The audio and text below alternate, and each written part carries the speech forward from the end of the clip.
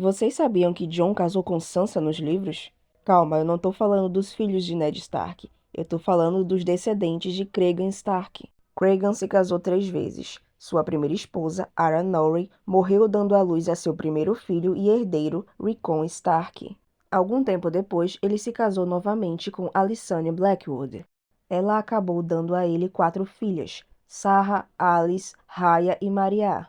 Em algum momento da história, ela acabou morrendo e Cregan se casou pela terceira vez, agora com sua prima distante, Lynara. E ela deu a ele 5 filhos, Jonel, Edric, Lyanna, Bargotan e Brandon. Até aí tudo bem, porque o herdeiro de Cregan era Rickon, seu primeiro filho homem com sua primeira esposa. Só que Rickon foi lutar pelo rei Daeron I e acabou morrendo. E isso gerou um problema na linha de sucessão, porque Rickon só tinha 2 filhas, Sansa e Serena. Como Sansa era mais velha, ela iria herdar o Winterfell. Só que o segundo filho homem do Cregan, que foi o primeiro filho dele com a terceira esposa, falou: Vai não, amor, vai não. Aí a Sansa falou: Vou sim. E o Jonel falou: Vai? Então a gente casa. Aí a Sansa falou: Aceito. E aí eles se casaram. Aí o Norte falou: Casamento do Jonel com sua meia-sobrinha? Tudo bem, acho que vai ser legal ter um homem governando o Norte. Aí depois: Ai, não foi. Foi uma merda, pelo amor de Deus, o que é que a gente fez? E quando eles acabaram morrendo sem filhos vivos, o Norte passou para seus irmãos. E mais uma vez, os homens foram colocados na frente das mulheres. E aí o Norte lamentou mais uma vez porque o reinado deles continuou sendo uma porcaria. Eu ia dizer que eles aprenderam a lição, mas eles não aprenderam. A reivindicação dos homens continua sendo mais forte e vindo primeiro do que a das mulheres. Mas pelo menos elas não são totalmente ignoradas. E aí, gostaram da história do casamento da Sansa com o Jon Nel? Vocês sabiam que Daenerys casou com um martel nos livros? Não a nossa Daenerys, mas a irmã de Daeron II. E esse casamento fazia parte do acordo que traria Dorne de vez para os Sete Reinos. Eu entendo que muita gente não gosta desse casamento, porque o Meiron era muito mais velho que a Daenerys, embora nós não saibamos quantos anos exatamente ele tinha, que a Daenerys estava apaixonada pelo Daemon Blackfyre, entre outras coisas. Mas além desse casamento ser extremamente vantajoso, eu acho que o Meiron se esforçou muito para deixar a Daenerys feliz. Pode não ter começado como um conto de fadas, com romance e paixão, mas eu tenho certeza que eles desenvolveram um amor e um respeito um pelo outro muito grande. Gente, Meiron construiu o Jardim das Águas para ela, e a Daenerys permitiu que os filhos dos servos e guardas brincassem neles junto com seus filhos, e quando percebeu que não conseguia distinguir os filhos dos nobres dos filhos daquelas pessoas mais humildes, ela chamou seu filho mais velho para observar aquilo e ver que aquelas pessoas eram o reino de Dorne e que ele sempre deveria lembrar deles. Sinceramente, isso não parece um casamento infeliz. Parece um casamento onde ambos se respeitam e respeitam a cultura, decisões, conselhos e limites um do outro. Pode não ter sido perfeito, mas eu acho que foi mais do que ela conseguiria casando com o Daemon Blackfyre. E obviamente foi extremamente benéfico politicamente. Eu sinceramente gosto desse casamento. Vocês sabiam que nas crônicas teve uma mulher que se casou com um homem e depois com o filho dele? Eu já sei que é Targaryen. Não, a fofoca envolve uma mulher Tarly e 2 homens Hightower. Pois é, o mundo não gira, ele capota. Apresento a vocês Samantha Tarly, mais conhecida como Lady Sam. Ela foi a segunda esposa de Lord Ormond Hightower, que era o chefe da casa Hightower na época da Dança dos Dragões. Só que Ormond, que apoiou os Verdes, acabou morrendo na primeira batalha de Tombleton. Só que aí, o filho dele, Lord Lionel, de 15 anos, estava apaixonado por ela, que só era 2 anos mais velha que ele. Mas ela, sabendo de todos os problemas que ia acontecer, negou os avanços dele. Só que aí apareceu Corlys Velaryon, tentando fazer paz entre as duas facções. Aí o Lionel falou, não vou não. Aí a Samantha falou, psiu, ei, eu e Tuto e eu aceito até casar. Aí ele falou, menino Corlys, eu amo paz. Brincadeiras à parte, Lionel anunciou publicamente a intenção de se casar com sua madrasta. E aí o Alto Septão falou, vai não, amor, vai não. Isso é um tipo de incesto. Aí o Lionel falou, é o quê? Não vai deixar a gente casar? Isso não adiantou muito porque, mesmo não casando com ela, ele manteve ela como amante por 13 anos e teve 6 filhos com ela. Isso acabou fazendo com que a relação entre os Hightower e a Fé dos Sete começassem a azedar, principalmente quando o Alto Septão ordenou que Lady Sam parasse de ficar dormindo com seu enteado e se juntasse às Irmãs Silenciosas como penitência. Lady Sam virou para ele e falou: Não. Aí o Alto Septão falou: Então você não pode mais colocar os pés no septo estrelado. Lady Sam falou: É o quê, rapaz? Você quer me impedir de entrar no septo? Agora você mexeu com a casa de Maribondo. Então Lady Sam pegou um cavalo de guerra e foi até o septo enquanto o septão estava liderando a oração. Ela disse: Você impediu que eu colocasse os pés aqui, mas não falou nada sobre os cascos do meu cavalo. Agora fecha todas as portas, porque se você vai fechar as portas para mim, vai fechar a porta para todo mundo. E aí? Como é que fica? E aí? E aí? Aí o Alto Septão falou: 7 infernos, vou ter que ceder. E aí ele cedeu. E eu quero deixar claro que Sam era muito inteligente e se tornou muito importante. Porque assim, os Hightower não colocavam seu dinheiro no banco de Liz. Então, quando esse banco faliu, eles continuaram extremamente ricos, ao contrário dos Velaryon, por exemplo. Aí a Sam falou: Olha só que oportunidade! Amorzinho, eu quero aprender a investir melhor. Me ajuda a criar um banco aqui em Vila Velha? Aí o Lionel falou: Claro, amor da minha vida, tudo o que você quiser. E aí eles fundaram o Banco de Vila Velha, o que deixou a casa Hightower muito mais rica. Ah, eu quase esqueci. Eles conseguiram se casar, porque quando o Alto Septão morreu, entrou um novo Alto Septão que reverteu a proibição do seu antecessor. Então eles se casaram e ainda fizeram com que seus filhos fossem legitimados. Se vocês chegaram até aqui, eu quero deixar uma questão para vocês. Como eles conseguiram ser tão bem-sucedidos, onde os Targaryen, mesmo com dragões, tiveram dificuldades? Eu poderia dizer que era poder, nome antigo, e tudo isso pode ter influenciado, mas eu vou dizer que foi inteligência. Interprete como quiser. Vocês sabiam que era para o Jaime se casar com a Lysa Tully? Pois é, antes da rebelião do Robert, o Hoster Tully estava fazendo alguns movimentos muito interessantes. Sua primeira filha, Catelyn Tully, foi prometida ao herdeiro do norte, Brandon Stark. E antes da Lysa ficar obcecada pelo Mindinho e se entregar a ele, ela estava para ser casada com o Jaime. Inclusive, Tywin e o Hoster já tinham discutido o dote. E o Jaime passou 2 semanas em Correrio sentando ao lado da Lysa nas refeições. Mas enquanto a Lysa estava totalmente apaixonada, o Jaime ignorava ela e prestava atenção apenas no Bryden Tully, que contava a história sobre a Guerra dos Reis das 9 Moedas. E esse plano foi frustrado de vez quando o Jaime foi receber o título de cavaleiro e a Cersei avisou ao Jaime sobre os planos do pai de separá-los, por assim dizer, casando Cersei com Rhaegar e Jaime com Lysa. E aí Cersei seduz Jaime e convence ele a entrar para a Guarda Real para ficar sempre ao lado dela. E nós sabemos que esse plano não deu certo porque o Jaime ficou preso na Guarda Real e o Tywin levou Cersei de volta para Castle Rock. Mas era para o Jaime se casar com a Lysa, e ninguém vai tirar da minha cabeça que isso fazia parte do plano das ambições sulistas. Mesmo que Tywin não soubesse disso, o que eu acho improvável, mas não impossível. Ah, e só para jogar uma sementinha da discórdia, talvez funcionasse esse casamento se fosse com a Catelyn, porque o Jaime tinha ficado meio encantado com ela, mas ela estava noiva. Vocês sabiam que quase existiu uma treta pesada entre os nortenhos e o Jay Harris? Quando o rei Jay Harris assumiu o Trono de Ferro, ele mandou um monte de gente para a muralha, incluindo as estrelas e as espadas da fé militante, que eu já expliquei o que são, mas ele também mandou 2 guarda-reais que abandonaram o Maegor quando ele apresentou a sua reivindicação. Porque se eles quebraram o juramento uma vez, eles poderiam fazer de novo, então ele não queria ser servido por eles. Aí ele deu 2 escolhas, a morte ou a muralha, e eles escolheram a muralha. Gente, foi uma confusão, porque eles começaram a liderar uma rebelião dentro da muralha, com os antigos participantes da fé militante. Eles até se nomearam senhores dos castelos da muralha. Minha gente, o Alton Stark teve que vir para resolver isso.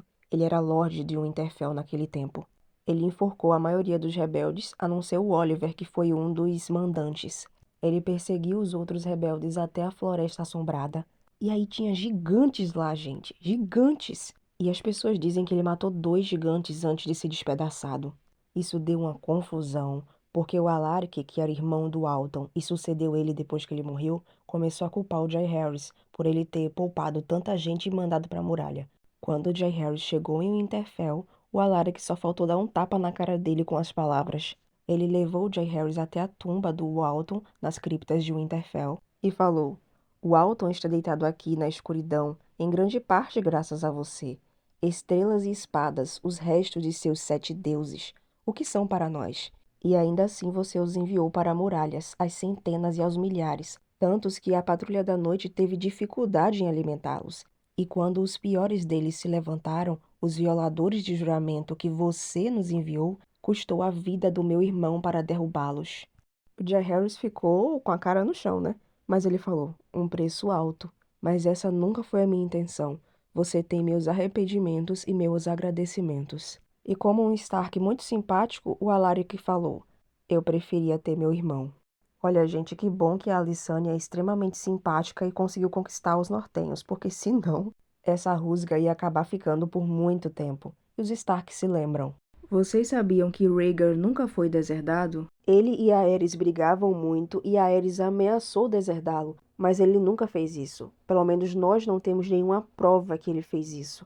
Na verdade, quando Brandon e seus companheiros foram para Porto Real desafiar o Rhaegar, uma das justificativas que Aerys usou para prendê-los foi que eles estavam ameaçando contra a vida do príncipe herdeiro, que era Rhaegar Targaryen. Ou seja, até aquele momento, Rhaegar não tinha sido deserdado.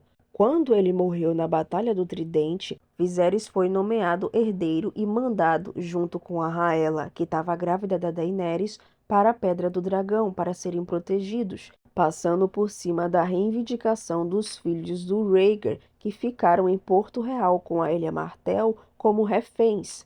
Com isso, nós percebemos que Rhaegar nunca foi oficialmente deserdado. Quem foi deixado de lado por causa de puro preconceito e paranoia foram os filhos dele com a Elia Martell. Embora nós não tenhamos nenhuma prova concreta de que Aerys deserdou os filhos do Rhaegar, ele só colocou o Viserys na frente deles naquele momento.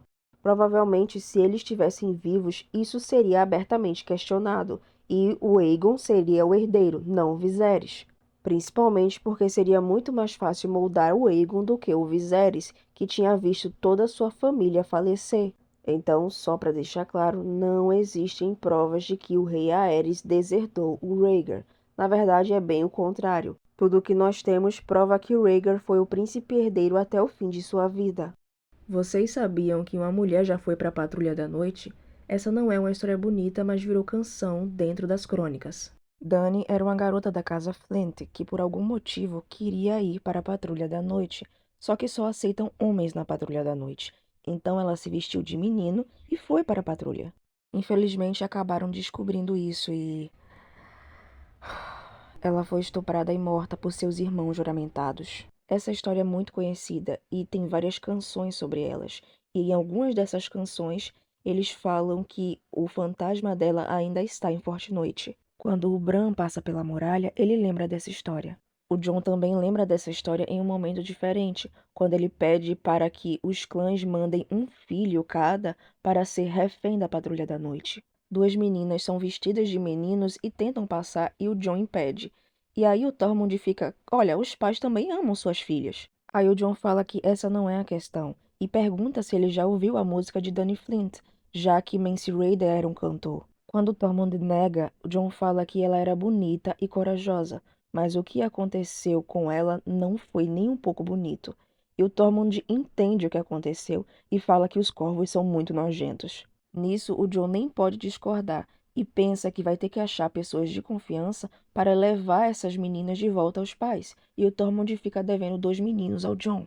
Nisso eu fico pensando no plano daquele patrulheiro que era levar a Arya até o Winterfell. Se ele não conseguisse deixar ela lá por causa dos Bolton, o que ele faria com ela? Deixaria com um dos vassalos da casa Stark? Ou ela fugiria para lá da muralha como está no esboço original? Porque pela reação do Tormund parece que, nesse sentido, para lá da muralha é menos perigoso para uma mulher do que a própria Patrulha da Noite. Que bom que é ficção, não é mesmo? Vocês sabiam que Urtigas foi a única semente de dragão canonicamente negra? Ela era descrita como uma menina pequena, magra e de pele morena, com cabelos pretos e olhos castanhos. Também é dito que ela tinha dentes tortos e um nariz cheio de cicatrizes, que provavelmente ela conseguiu quando foi pega roubando, e que ela não era bonita, mas era desbocada, imunda e destemida. Isso faz total sentido com uma garota que nasceu pobre e que acabou de montar um dragão.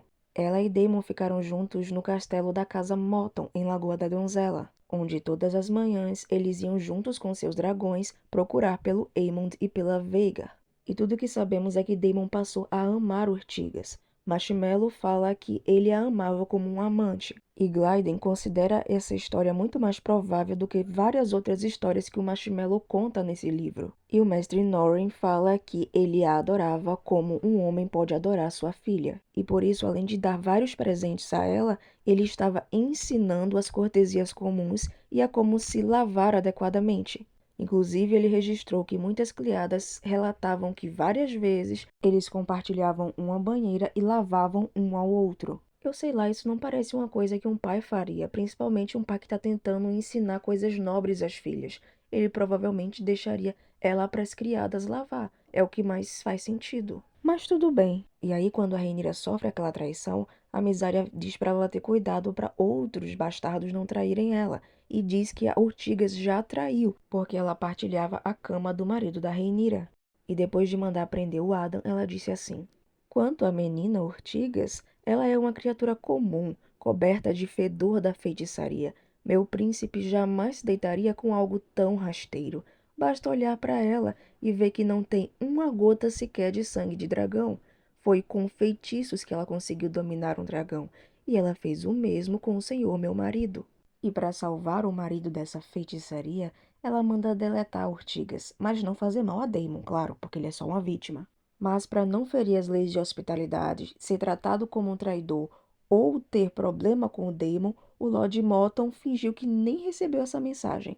E aí, quando o mestre falou para Daemon que a Rhaenyra tinha declarado a Urtigas como traidora, ele percebeu que foi obra da Mysaria, agradeceu o mestre e foi ficar junto da Urtigas. Não se sabe como eles passaram a noite juntos, mas o que se sabe é que, ao amanhecer, ele ajudou a Urtigas a selar Roubovelhas uma última vez e, em lágrimas, depois de alimentar seu dragão, subiu em cima dele e voou. É dito que nenhuma palavra foi trocada entre eles, mas quando Roubovelhas voou para muito longe, Caraxes soltou um grito que quebrou as janelas daquela torre. Nesse mesmo dia, Daemon anunciou publicamente a sua partida para Harrenhal ao invés de voltar para Rhaenyra. E Rhaenyra ficou furiosa com o desaparecimento de Urtigas e a traição do marido. E como o corpo do Daemon nunca foi encontrado, algumas canções afirmam que ele sobreviveu e encontrou seu caminho de volta para Urtigas, o que eu duvido, mas é uma das possibilidades que o livro levanta. Embora alguns fãs acreditem que ele fez isso por amor a Rhaenyra e para provar que era fiel a ela. E é plausível, embora eu acredite que foi mais para proteger toda a família e não para provar para Rhaenyra especificamente que ele era fiel. E para quem diz que ela não é importante, eu vou discordar. É por causa da ordem da Rhaenyra contra Urtigas que a própria Rhaenyra perde 2 dragões, que no caso é o Caraxes e o Roubovelhas, e fica totalmente desprotegida, já que Urtigas foge e o Daemon vai lutar sozinho contra o Aemond e acaba morrendo. E isso influencia no final da Dança dos Dragões. E é por causa dela que tem uma mudança na cultura de várias tribos dos homens das montanhas do vale. E também é por causa da Urtigas que se muda a visão da magia com relação aos dragões. Porque nem nós, nem as pessoas das crônicas sabiam se era possível ou não alguém sem sangue valeriano domar um dragão. E com a Urtigas isso se torna uma possibilidade viável. É uma pena que cortaram uma personagem tão interessante e tão importante para dar a história dela para outras personagens só por causa de um chip mais ou menos. Vocês sabiam que existem companhias mercenárias feitas por pessoas do norte de Westeros? Pois é, poucos sabem porque é pouco falado nas crônicas. Uma delas é a Companhia da Rosa. E eu acredito que é por causa da rosa de inverno, que é uma flor rara de cor azul clara que cresce no norte. E mesmo que muitas pessoas atualmente associem a Lyanna Stark ou ao Jon Snow, a gente sabe que essa flor já existia há muito tempo nesse mundo. Mas como essa companhia de mercenários foi formada? Há 300 anos antes dessa história, Aegon conquistou Westeros, só que o rei do norte, Torrhen Stark, se ajoelhou sem batalhar. E obviamente ele fez isso para preservar o seu povo. Só que aquelas pessoas estavam dispostas a morrer pela independência do norte, do mesmo jeito que os dorneses estavam dispostos a se sacrificar para a independência do Principado de Dorne. Então, muitos homens e mulheres do norte não aceitaram essa submissão ao Aegon e preferiram escolher o exílio do que dobrar os joelhos. E aí formaram essa Companhia da Rosa que opera em Essos. A outra companhia mercenária é chamada de Alcateia de Lobos e foi fundada por Halis Hornwood e Timothy Snow, que era um membro da Casa Flint. E isso foi depois da Dança dos Dragões e o colapso da Triarquia, enquanto as cidades livres estavam contratando mercenários por causa da futura Guerra das Filhas. E na época que foi criada, só tinha nortenhos participando. Eu realmente espero que o Martin não tenha esquecido deles, porque tem uma forma muito boa de colocar eles de volta na história, agora que alguns selvagens do norte estão em Essos, especificamente em Braavos. Eu queria que eles aparecessem, nem que fosse simplesmente para lutar na batalha final, ou que simplesmente os descendentes daqueles que foram exilados pudessem voltar para casa. Mas e aí, vocês já sabiam dessa história? Vocês sabem o que é chá da lua ou chá de Tanásia? Ela é uma mistura de ervas feita com hortelã, poejo, mel, absinto e tanásia, que é uma plantinha com flores que tem nas Crônicas de Gelo e Fogo. E parece ser uma planta extremamente comum em Westeros, já que em todos os 7 reinos e para lá da muralha é usado como abortivo ou para prevenir gravidez. Inclusive, na grande expedição para lá da muralha, feita nos livros, um dos patrulheiros é responsável por trazer algumas ervas de lá até a muralha para o mestre Aemon. E Tanásia está entre aquelas que ele pegou. O problema é que, mesmo ela parecendo ser uma erva relativamente comum, a sua preparação para se tornar um abortivo ou um preventivo de gravidez não é tão simples. Não é qualquer pessoa comum que acha essa plantinha e consegue fazer um chá da lua. Geralmente eles são feitos por mestres ou por bruxas da floresta, que são aquelas mulheres que têm um conhecimento em medicina tradicional e provavelmente em alguns feitiços. E isso provavelmente acontece porque geralmente o chá da lua é inofensivo para quem toma, mas se preparado de forma errada, possivelmente pode ter consequências. Pode ter sido isso que aconteceu no caso da Lysa Arryn. Depois que ela foi enganada para tomar o chá da lua, ela só conseguia ter aborto e natimorto, mesmo anos depois. E lembrem-se, crianças, Titio Martin colocou essa receita fantasiosa porque os chás abortivos da vida real são muito perigosos e não devem ser realizados em casa. Então, por favor, não tentem fazer essas coisas. Vocês sabiam que o Rei da Noite dos livros é diferente do da série? Principalmente porque na série ele é o grande mal a ser enfrentado no final. E nos livros, ele é uma figura histórica, assim como Brandon, o construtor, e Lan, o esperto. E a possibilidade dele ainda estar vivo é a mesma que esses outros, segundo Martin. O Rei da Noite viveu entre 10.000 a 6.000 anos antes da história atual. E ele foi o 13º Lorde Comandante da Patrulha da Noite, depois que a muralha foi concluída. E hoje não se sabe mais de onde ele era, mas as pessoas teorizam que ele era um Bolton, um Amber, um Flint, um Norrie, um Oddfood, um Magnar de Skagos, mas a velha ama insiste com o Bran dizendo que ele era um Stark, irmão do rei do norte da época. Enfim, a lenda diz que ele se apaixonou por uma mulher que ele viu do topo da muralha, e essa mulher tinha a pele branca como a lua, e olhos azuis como as estrelas, e a pele fria como o gelo. Mesmo assim, ele ficou com ela, e é dito que quando ele deu sua semente a ela, ele também deu sua alma. Depois disso, ele a levou para a Forte Noite, onde se fez rei e fez dela sua rainha. Por isso eles são conhecidos como o Rei da Noite e a sua Rainha Cadáver.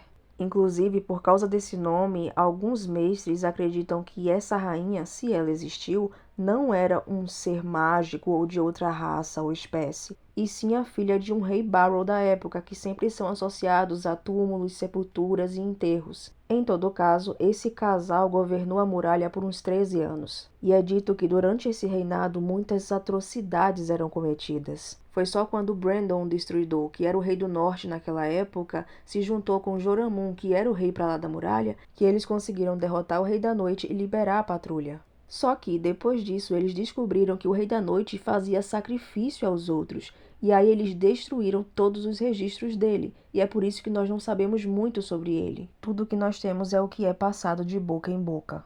Vocês sabiam que pode existir ovos de dragões além dos da Daenerys? Era costume dos Targaryen colocar ovos nos berços de seus filhos. Inclusive, Aegon V e todos os seus irmãos, incluindo o mestre Aemon, tinha ovos de dragão. Aegon até tentou trazer os dragões de volta e isso resultou no incêndio de Solar Estival. E nós não sabemos onde esses 7 ovos foram parar. Ou esses ovos ainda vão aparecer e podem até ser chocados por um dos dragões da Daenerys, como o Viserion, que a maioria dos fãs acreditam que é fêmea. Ou a gente vai descobrir que Aegon V realmente conseguiu trazer os dragões de volta de certa forma, só que assim como os últimos dragões registrados, eles acabaram nascendo totalmente retorcidos. E por causa disso, sem querer, acabaram iniciando um incêndio que quase extinguiu a casa Targaryen. Então, os dragões da Daenerys podem nem ser os últimos que nós vamos ver nas Crônicas de Gelo e Fogo. Mas é claro que tudo isso é uma teoria. Vocês sabiam que existe um berrante que possivelmente pode destruir a muralha? O berrante de inverno, ou o berrante de Joramun, foi um berrante tocado pelo rei pra lá da muralha chamado Joramun, que despertou os gigantes. E embora alguns mestres são céticos com relação a isso, o povo livre acredita que esse berrante pode destruir a muralha. A Ygritte fala que eles estavam procurando esse berrante nos túmulos de antigos heróis e reis, mas que eles ainda não tinham conseguido achar. Mas durante uma negociação, Mance Rayder mostra para o Jon um berrante de 2,5 metros de comprimento, com faixas douradas e gravadas com runas dos primeiros homens. Parte do povo livre quer que o Mance toque esse berrante, mas ele diz que não vai fazer isso porque, se ele derrubar a muralha, ele não sabe como vão impedir os outros de passar. Em vez disso, ele quer oferecer esse berrante como troca para a patrulha da noite deixar o povo livre passar. Mas, se a patrulha se recusasse, o Tormund deveria soar o berrante. Não dá tempo porque o Stannis chega e acaba derrotando o povo livre. Melisandre acaba queimando esse berrante junto com o falso Mance Rayder, mas o Tormund diz ao Jon depois que o Mance achava que aquele era o berrante de Joramun por causa do tamanho, mas que eles realmente nunca encontraram o berrante do inverno.